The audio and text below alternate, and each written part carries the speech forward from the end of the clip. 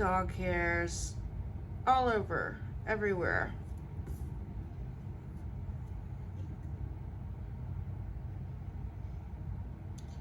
Trying to keep my dog's DNA from getting into these ornaments. All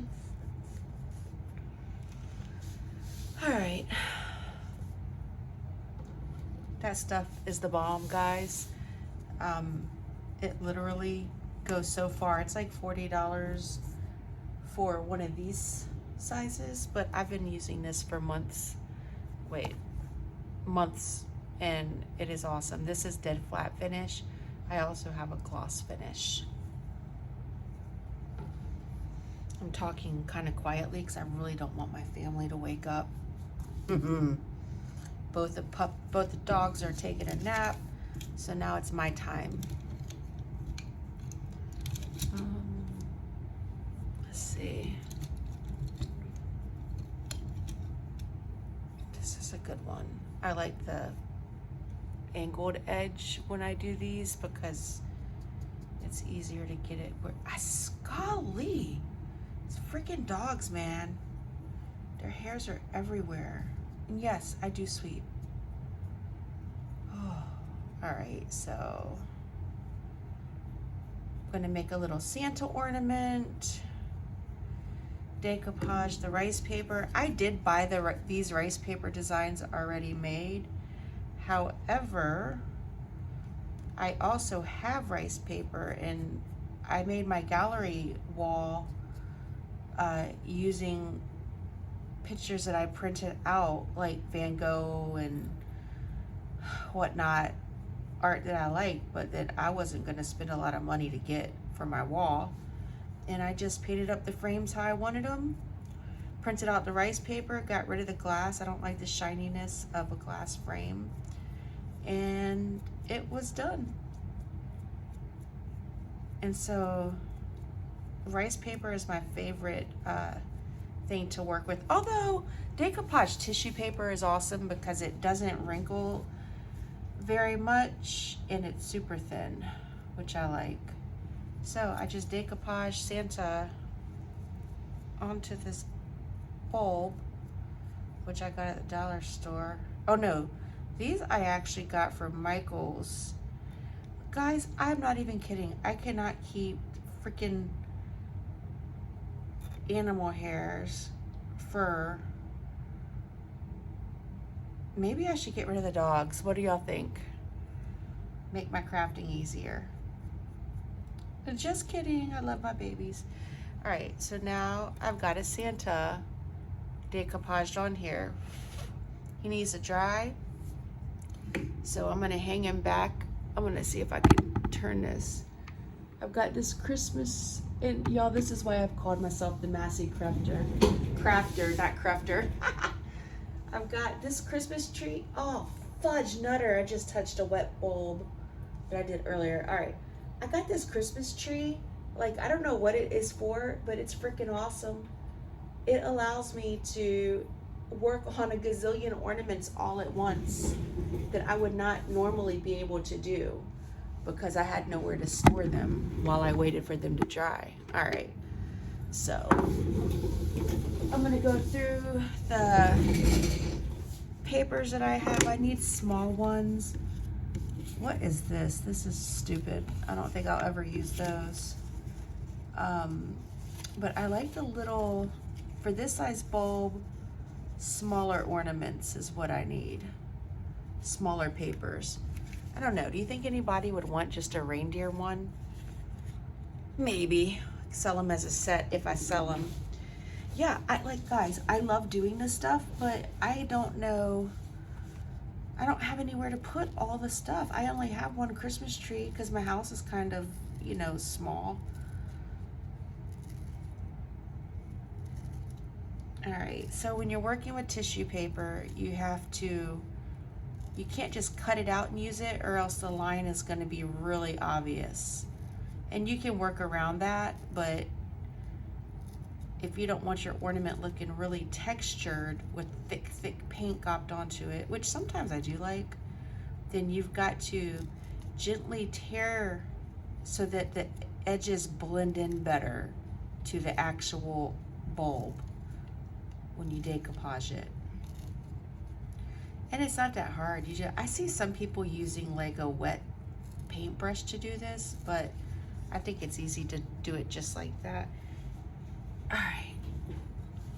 And then because it's a round surface, you can't just stick it on flat or you'll get lots of wrinkles. So you have to tear it. And to be honest, guys, it really doesn't matter where you tear it because it all blends pretty seamlessly because the tissue paper is very fine and fibrous. I don't know, I think that's why it blends seamlessly. To be honest, I couldn't tell you for sure. I just know that the lady I watched who did this for the first time said to do that, and I did that, and it worked great. All right, this is a better side.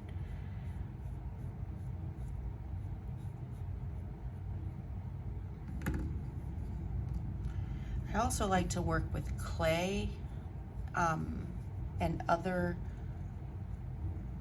mediums that allow me to create, come on, go on even Santa, that allow me to create like, oh gosh, it's early on a Sunday. What is the word I'm looking for? Like ornamentation, like, you know, leaves and 3D ornamentation, but my hands hurt. I have arthritis and I don't feel like working with clay today. So I'm skipping that. Plus it takes a really long time for those ornaments because that good Lord, sorry God, that clay takes a while to set. And then if there's shrinkage, I have to like add into the cracks and crevices. And I know that I'm doing something wrong, but to be honest, I haven't figured out what. I haven't searched it up yet. All right. And the other great thing I love about this decoupage gel, well, it's not gel, decoupage medium polyvine is that I very rarely get air bubbles when it dries. It's freaking amazing. And you can't see it yet, but, well, maybe you can see it if I hold it up. The tissue, the rice paper, like if you just keep going over the edges, it smooths it down more and more. And then when you add paint and blend it out, it doesn't look very noticeable at all. All right. So I need to let that one dry. And you don't have to put this clear varnish all over it yet. You just wanna, oh, there's a line in Santa's hat. You just have to put it in on the decoupage to get it to stay and smooth it down. All right, there we go. Got another one.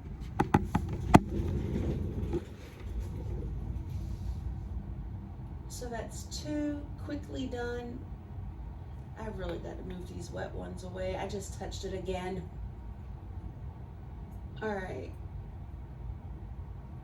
And basically I prepped all of these. These are little ones, or glass ornaments I got for sale after Christmas.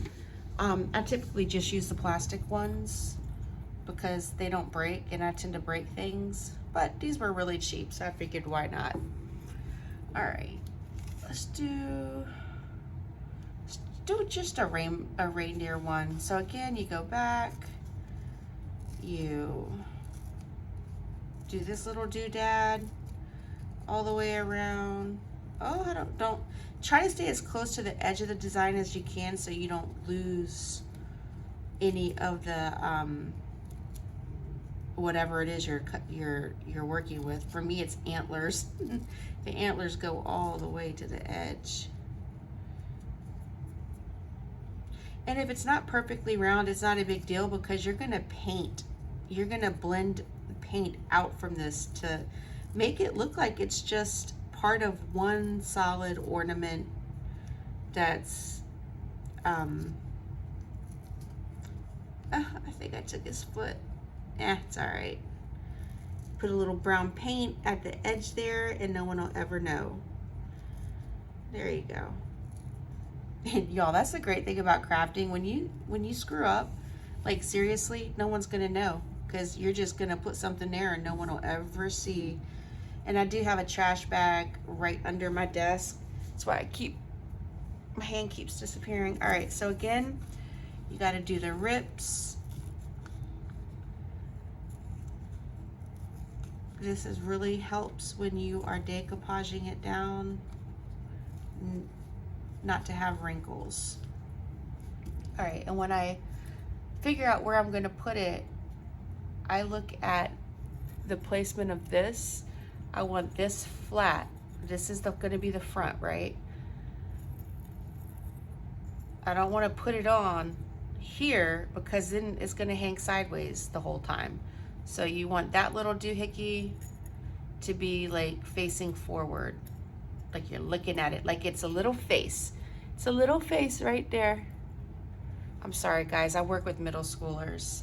I say stupid stuff. 6, 7. All right. Lots of decoupage, medium polyvine. Oh my God, it's another freaking hair.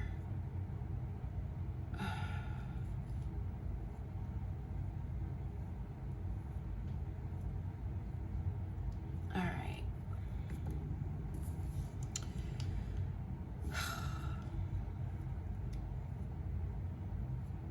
If the hair is under the tissue, the rice paper, it's not a big deal.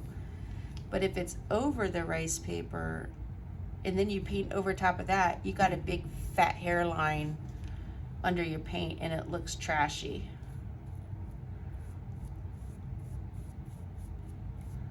Like your single aunt at a cookout. Ugh, just kidding. Aunt Sarah, Aunt Katrina, I was not talking about y'all.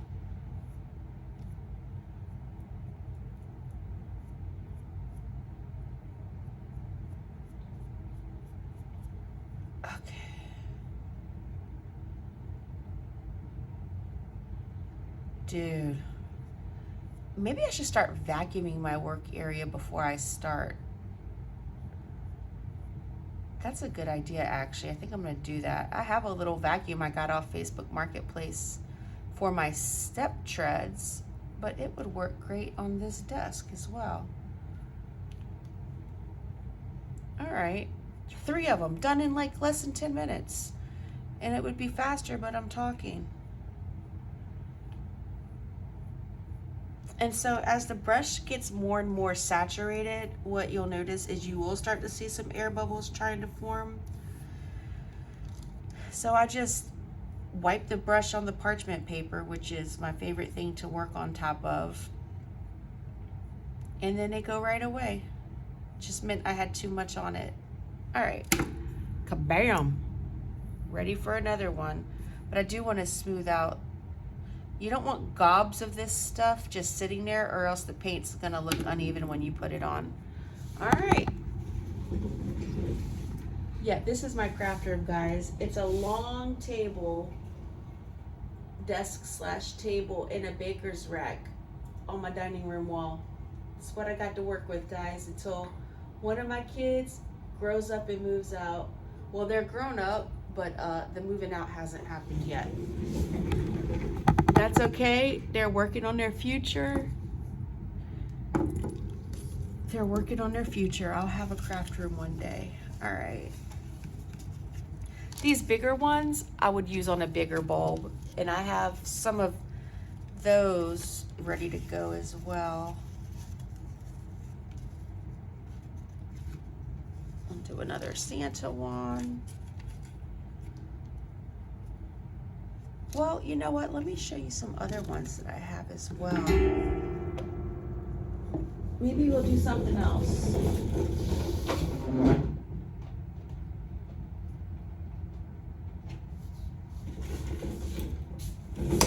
We've got some Victorian rice paper designs, which, to be honest, these look oh, look at this little guy.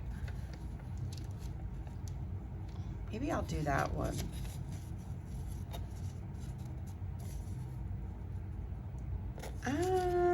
It might be a little bit Well, if I take the Merry Christmas off the bottom, which I don't really like anyway, because it doesn't look right, then it'll fit. These I ordered, I can't remember the brand, but it was a couple of sheets with various designs, and you just cut them out and use them however you want. All right, we'll do this Victorian weird looking kid. He looks like a little elf. All right, just to show you how different ones look different. I think I like the roundish shape better than a square. Maybe I'll try to make it oval, and I'm definitely going to cut off the words because I don't like that. The ornament's not big enough. All right, so I'm just gonna round it out on the corners, and then it'll look like something I'd like.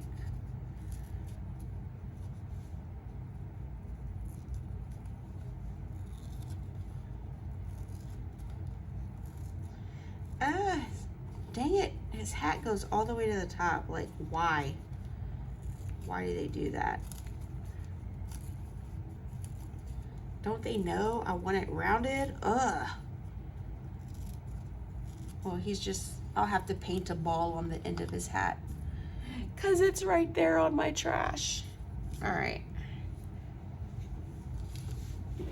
And let's see, do I need to, yeah, I still need to rip it a bit.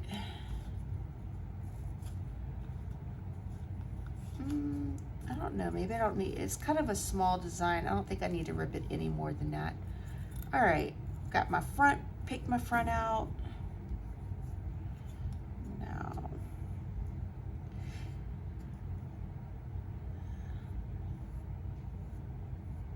all right, that's a good bit. Now I'm just gonna slap him on there, center him how I want him. Does that look good? I think that looks good.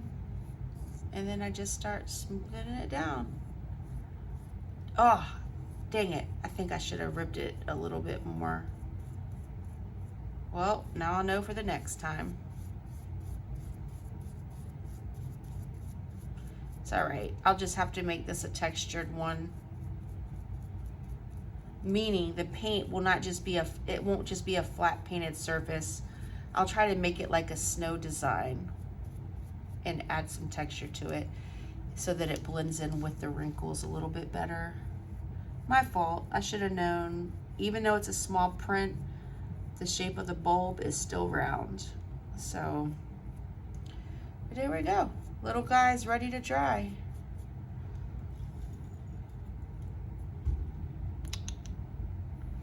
Oh, the white paint, this is chalk paint. You prime everything you do ornament-wise, your bulbs, with chalk paint. It doesn't matter what color. I just use white because I buy it in bulk. I also prime the silver, the cheap silver or gold, whatever color they are, ornament toppers, because I think they look cheap. And then I will repaint them. I may repaint them gold, use gold leaf, silver, whatever. I may paint them the same color as the bulb. I don't know yet. But I never leave them as is.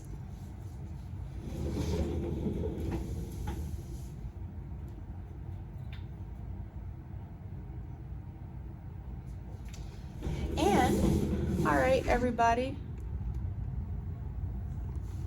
Messy, oh Lord, oh my God, my arm is fat. Oh well, it is what it is.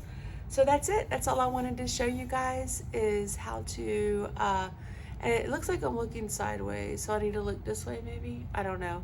Just wanted to show you guys what I like to do. That's the first step in this ornament making process. And yeah, I'll see y'all next time.